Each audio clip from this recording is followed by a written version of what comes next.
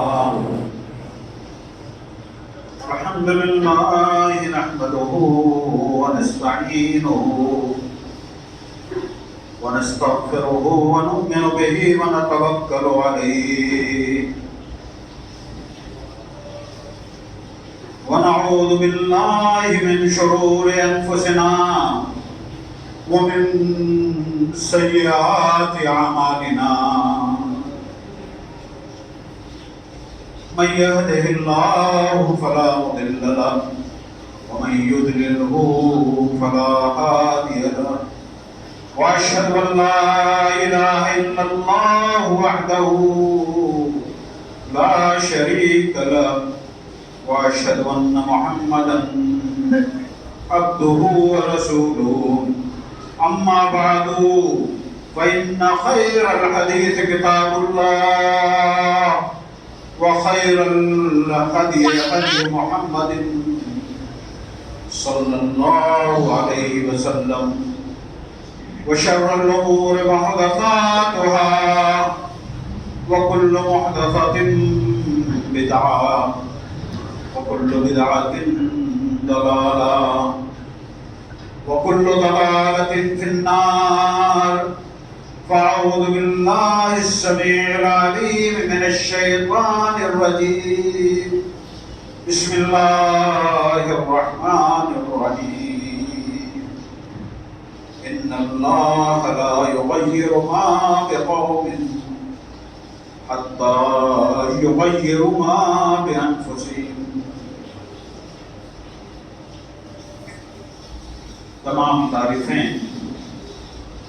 ہر جسم کی کبریائی، ہر جسم کی بزرگی، ہر جسم کی بڑائی، ہر جسم کے تحمید و تمجید، بزرگی کے کلمات صرف اس اللہ رب العزت کی ذات اقدس کے لائق و سزاوار ہیں، جو ہم سب کا خالق و مالک ہے، جو ان ہواؤں کا خالق ہے، جو آسمانوں کا خالق ہے، جو زمین کا خالق ہے، جس نے حیوانات پیدا کیے، جس نے چرند و پرند پیدا کیے. میرے بھائیوں، اللہ رب العزت کے احسانات ہم پر جتنے ہیں،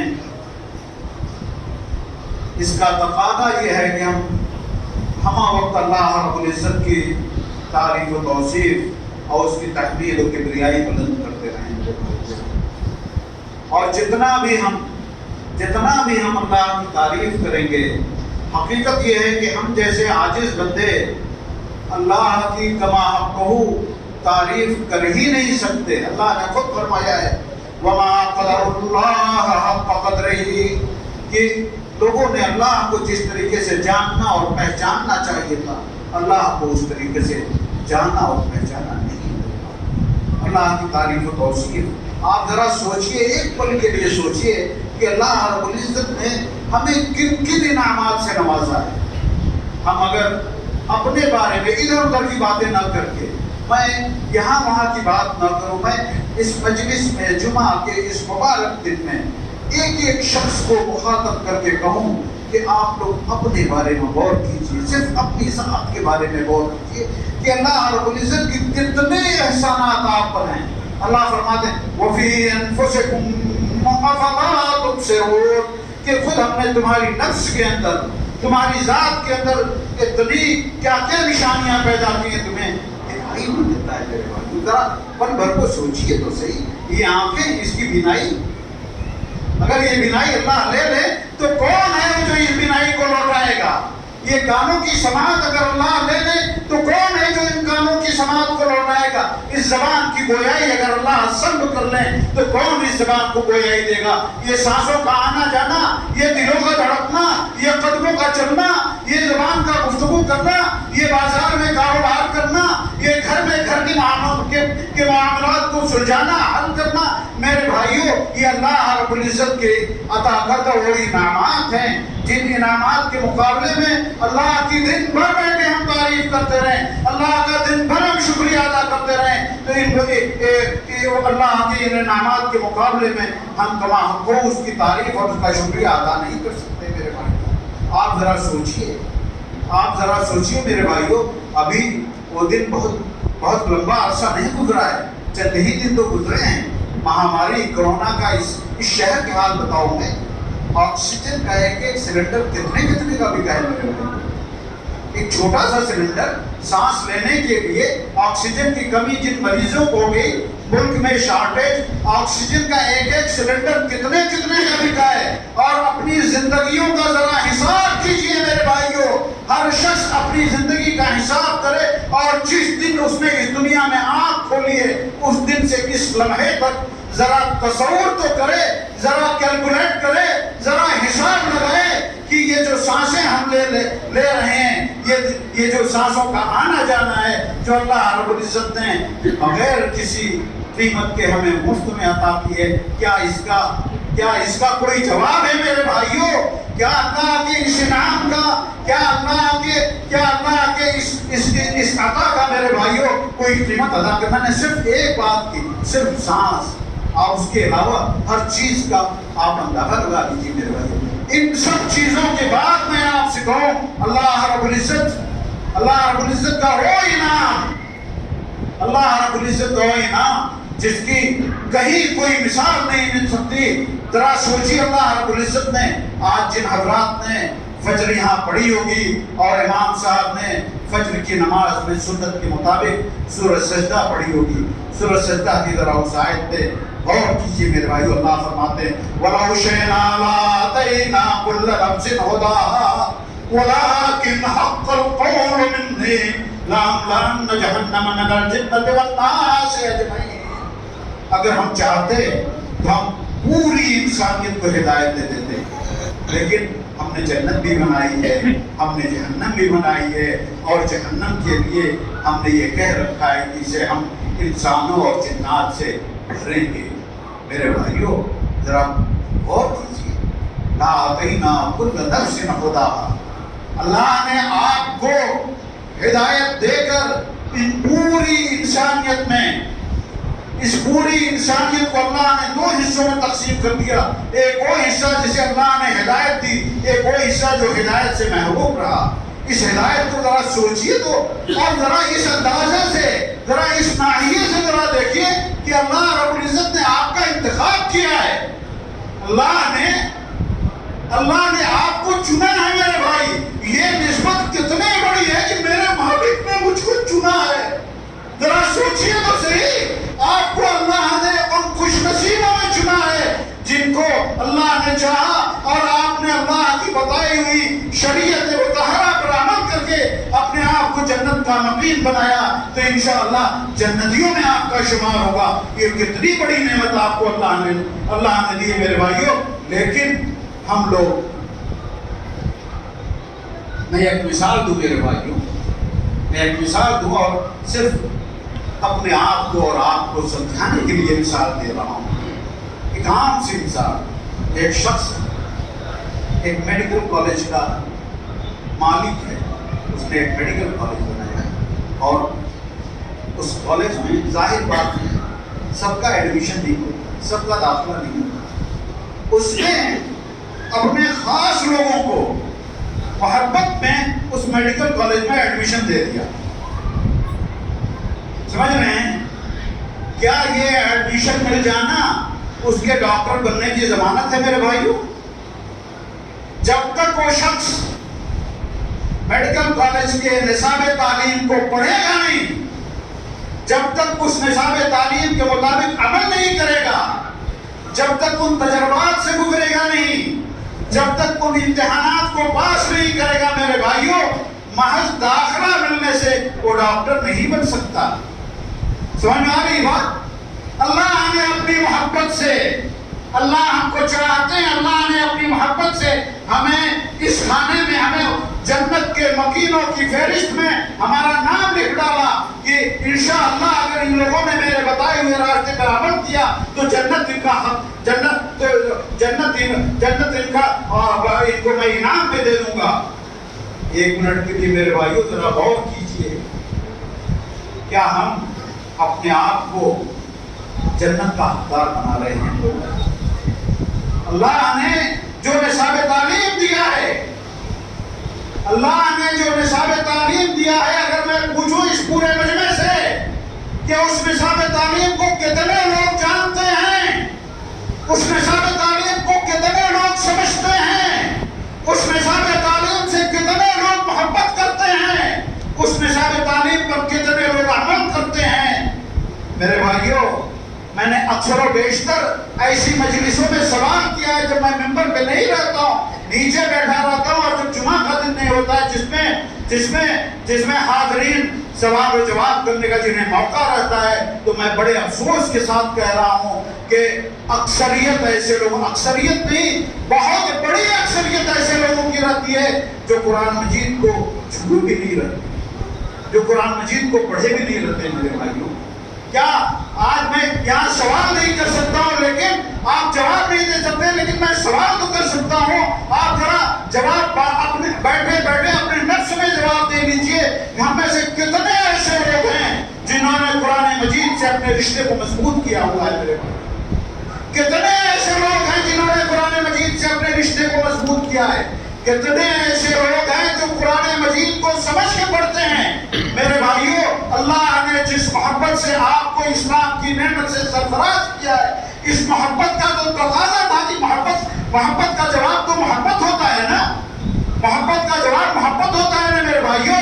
اس محبت کا تقاضا تھا، اللہ نے جس محبت سے آپ کو انتخاب کیا ہے، اس محبت کا تقاضا تھا کہ آپ اللہ کی باتوں کو غور سے سنتے، اللہ کی شریعت مطہرہ کو اپنا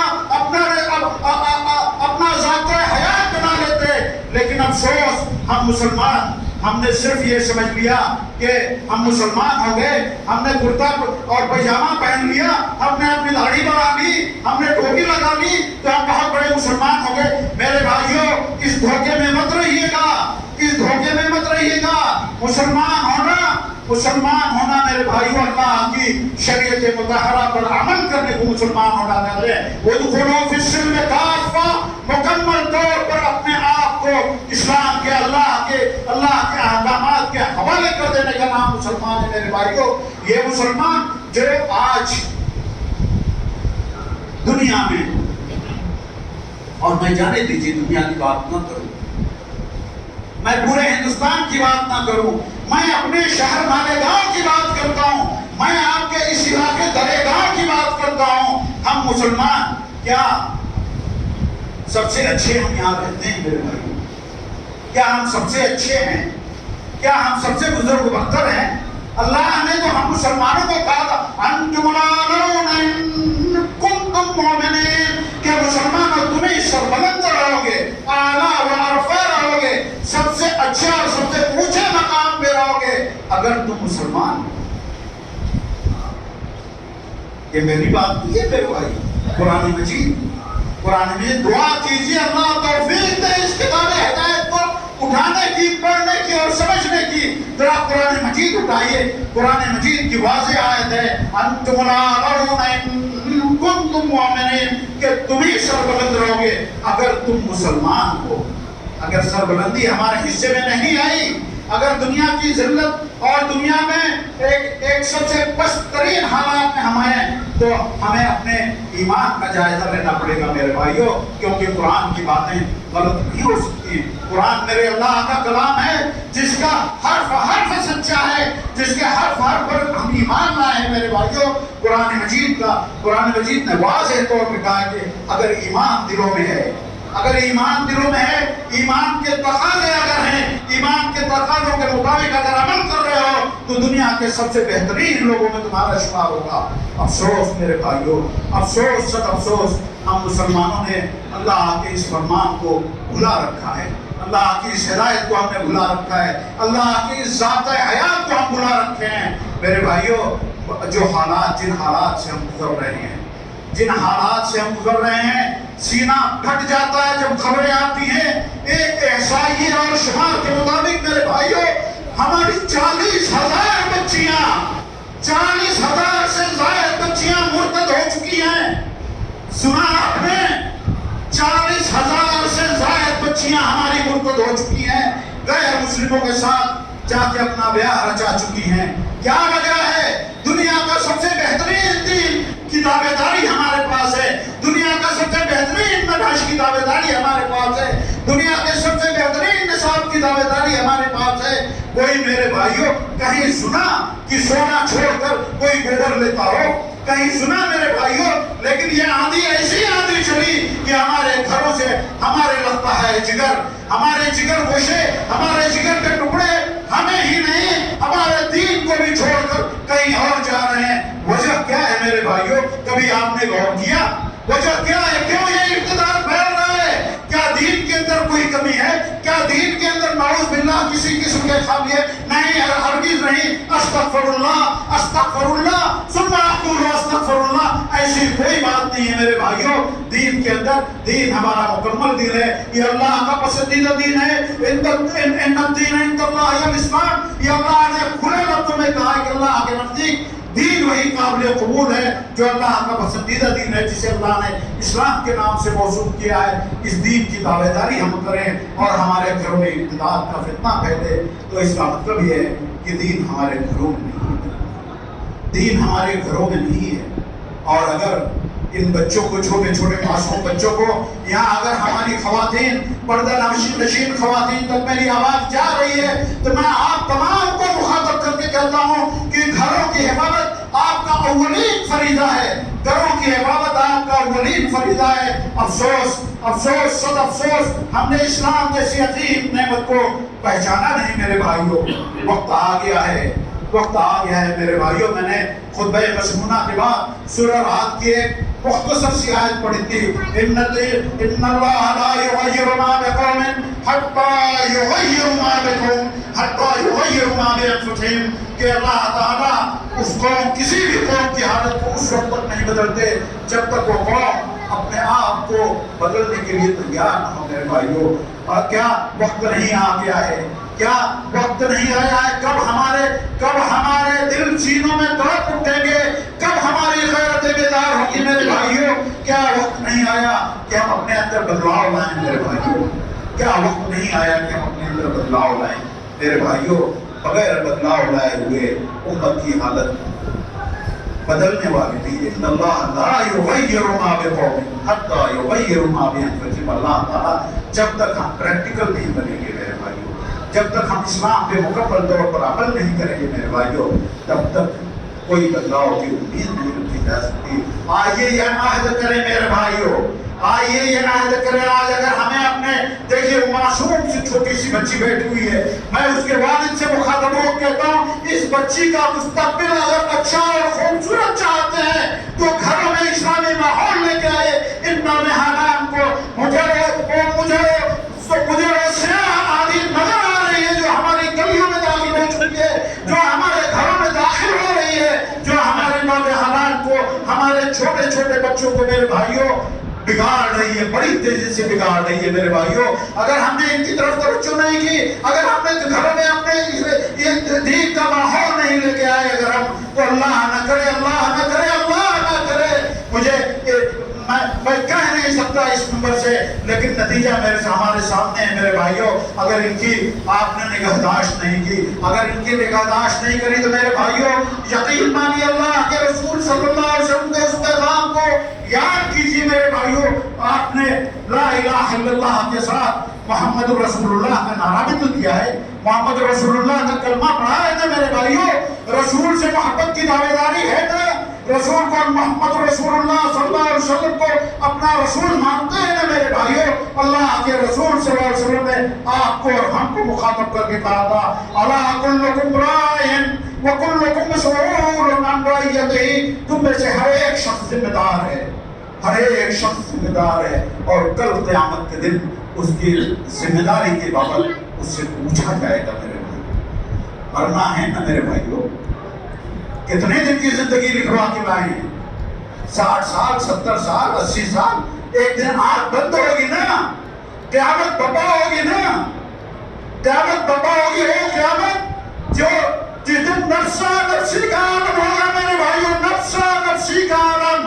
نفسا نفسی جانتے ہیں، یوم یفر المرء من اخیہ وامہ وابیہ وصاحبتہ وبنیہ لکل امرئ منہم یومئذ شأن یغنیہ۔ منظر کو یاد کیجئے، بھائی بھائی کا نہیں ہوگا، بیوی شوہر کی نہیں ہوگی، باپ بیٹے کا نہیں ہوگا، بیٹا ماں کا نہیں ہوگا، کوئی کسی کا نہیں ہوگا، نفسا نفسی کا عالم ہوگا۔ اور اس وقت اگر آپ سے سوال کر دیا گیا کہ آپ کے جو ماتحتین تھے ان پر آپ نے کیا کیا ہے،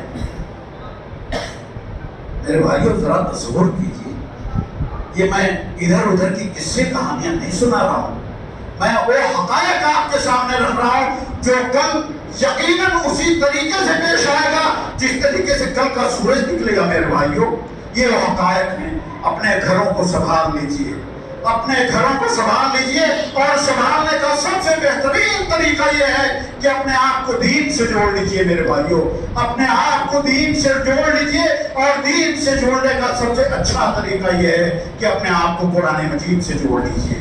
قرآن مجید کو اپنے گھروں کی رونق بنائیے میرے بھائیوں، قرآن مجید کو اپنے گھروں میں پڑھنے کا رواج ڈالیے میرے بھائیوں۔ روزانہ یہ عہد کر لیجیے کہ روزانہ ہمارے گھروں میں قرآن مجید کو ترجمے کے ساتھ پڑھا جائے گا میرے بھائیوں۔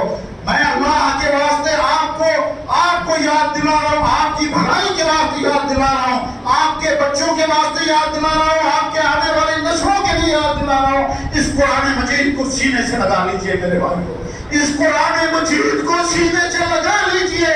اگر کامیابی چاہتے ہیں، اگر ہلاکت سے بچنا چاہتے ہیں تو اس قرآن مجید کو میرے بھائیوں سینے سے لگا لیجئے۔ اللہ کے رسول صلی اللہ علیہ وسلم جن پر یہ قرآن مجید نازل ہوا تھا، کیسی پرسوز آواز میں اللہ سے دعا کرتے ہیں میرے بھائیوں، اللہم انی عبدک وابن عبدک ناصیتی بیدک ماض فی حکمک عدل فی قضاؤک اسألک بکل اسم هو لک سمیت به نفسک وانزلته فی کتابک او علمته احدا من خلقک ان تجعل القرآن ربیع قلبی وجلاء حزنی وذهاب۔ اللہ کے رسول جس سوچ سے دعا کرتے ہیں وہ ساری عبارتیں اگر میں ترجمہ کروں تو وقت نکل جائے گا میرے بھائیوں، ساری اپنے عاجزی اور بیچارگی کا وسیلہ بنا کر اللہ سے کہتے ہیں کہ اللہ اس قرآن مجید کو میرے دل کی بہار بنا دے میرے بھائیوں۔ قرآن کو اپنے دل کی بہار بنائیے، عہد کر لیجئے اس جمعہ کے اس خطبے کو، آج کے اس خطبے کو ایک رسمی خطبہ مت سمجھیے میرے بھائیوں، اللہ کے واسطے رسمی خطبہ مت سمجھیے۔ ہم نے بہت جمعہ کے خطبے سنے، ہم نے بہت خطبے سنے، ہر شخص اپنے عمر کے لحاظ سے جوڑ لے، اگر 10 سال کی عمر سے جمعہ کے خطبے سن رہا ہے تو اب تک کتنے خطبے سنے ہیں؟ ہم نے سارے خطبوں کو اس کان سے سنا اور اس کان سے نکال دیا۔ آج میں اللہ کا واسطہ دے کر آپ سے التماس کرتا ہوں، آپ سے عاجزی کرتا ہوں میرے بھائیوں، عہد کر لیجئے، اس وقت بیٹھے بیٹھے عہد کر لیجئے، جمعہ کی مبارک ساعت ہے، عہد کر لیجئے کہ گھروں میں قرآن مجید کا ماحول بنائیں گے میرے بھائیوں، گھر والوں میں اپنے گھر والوں کو لے کر قرآن مجید کو ترجمے کے ساتھ پڑھنے کا ایسا خوبصورت ماحول بنائیں گے جس سے ہمارا گھر سدھرے گا، ہم سدھریں گے، ہمارے حالات سدھریں گے، ہمارے ان نونہالان کا مستقبل انشاءاللہ روشن ترین ہوگا میرے بھائیوں۔ میرے بھائیوں ایک دوسری چیز جو عام طور پر ہم مسلمان معاشرے میں بہت زیادہ پائی جاتی ہے، میں وہ بنیادی باتیں بتا رہا ہوں میرے عزیز بھائیوں، میرے محترم بھائیوں اور بزرگوں، میری ماں اور بہنوں، نماز میرے بھائیوں، نماز۔ حضرت عمر رضی اللہ تعالیٰ عنہ نے ذرا سوچئے گا، ذرا غور کیجئے گا، حضرت عمر رضی اللہ تعالیٰ عنہ نے اپنے دور حکومت میں اپنے تمام اسٹیٹس کے گورنرز کو خط لکھا۔ ایک حاکم اپنے گورنرز کو خط لکھے گا تو حکومت کے ضابطے بتائے گا، حکومت کرنے کے طریقے بتائے گا۔ حضرت عمر کی کہانی، حضرت عمر نے کہا ان اہم امورکم عندی الصلاۃ، میرے نزدیک تمہارا سب سے اہم معاملہ نماز ہے۔ اگر نماز میں آدمی صحیح ہے تو وہ ہر چیز میں صحیح ہے، اور جس نے نماز کو ضائع کیا وہ نماز کے علاوہ ہر چیز کو بہت آسانی سے ضائع کر دے گا میرے بھائیوں۔ اس لیے نماز کو عبادت ہے میرے بھائیوں۔ روز محشر کی جام دراز قوت اور بلی خوشی سے نماز قوت، قیامت کے دن سب سے پہلا سوال نماز کے بارے میں۔ نماز کے بارے میں ہوگا۔ اس نماز کو اپنے گھروں میں میرے بھائیوں، اپنے گھروں میں نماز کا ماحول بنائیے۔ وہ حضرات جو لاٹھی ٹیکتے دیکھتے مسجد میں چلے آتے ہیں اور اپنے گھروں میں اپنے جوان بچوں کو، اپنی جوان بچیوں کو سوتا ہوا چھوڑ کے آتے ہیں میرے بھائیوں، کیسا جرم ہم کر رہے ہیں، کن حالات میں رہ رہے ہیں میرے بھائیوں۔ نماز کا چھوڑنا میرے بھائیوں، میں کہہ دوں آپ سن سکیں گے میرے بھائیوں، بے نمازی زانیوں سے بدتر ہوتا ہے، بے نمازی زانیوں سے بدتر ہوتا ہے۔ سن لو میری ماں اور بہنوں، اگر اپنے گھروں میں زناکاروں کو برداشت کر سکتے ہو تو یہ تمہاری غیرت کا جنازہ نکل چکا ہے میری بہنوں، میری ماں، میرے بہت ہی بزرگوں اور معزز دوستوں، بے نمازی زانیوں سے بدتر ہوتا ہے، بے نمازی سود خوروں سے بدتر ہوتا ہے، بے نمازی حرام خوروں سے بدتر ہوتا ہے، بے نمازی اس معاشرے کا سب سے خبیث ترین انسان ہوتا ہے۔ کیا اس خباثت کو، کیا ایسے زناکاروں کو، کیا ایسے سود خوروں کو ہم اپنے گھروں میں برداشت کر سکتے ہیں میرے بھائیوں؟ اگر نہیں برداشت کر سکتے تو کیسے اپنے جوان بچوں کو، کیسے اپنی جوان بچیوں کو، کیسے اپنے گھر کی خواتین کو ہم بے نمازی کی حیثیت سے برداشت کر لیتے ہیں میرے بھائیوں؟ اگر برداشت ہو رہا ہے تو محض اس لیے کہ دین کی جو غیرت ہمارے اندر ہونی چاہیے تھی وہ غیرت نہیں ہے، وہ غیرت ختم ہو گئی میرے بھائیوں۔ اس غیرت کو زندہ کیجئے، یہ دنیا کی زندگی چند دنوں کی زندگی ہے میرے بھائیوں، کوئی نہیں جانتا، کوئی نہیں جانتا کہ اگلا لمحہ کیسا لمحہ آئے گا، کب آنکھ بند ہوگی۔ یہ جو اللہ کا انعام ہے آپ کے اوپر میرے بھائیوں، اس انعام کی قدر کیجئے میرے بھائیوں، اس انعام کی قدر کیجئے، اس موقع کو غنیمت جانیے۔ دنیا میں اللہ نے اگر آپ کو سانس لینے کا موقع دیا ہے تو ان سانسوں کو اللہ کی اطاعت میں گزاریے۔ اللہ رب العزت سے دعا ہے کہ اللہ تعالی ہمیں دین کو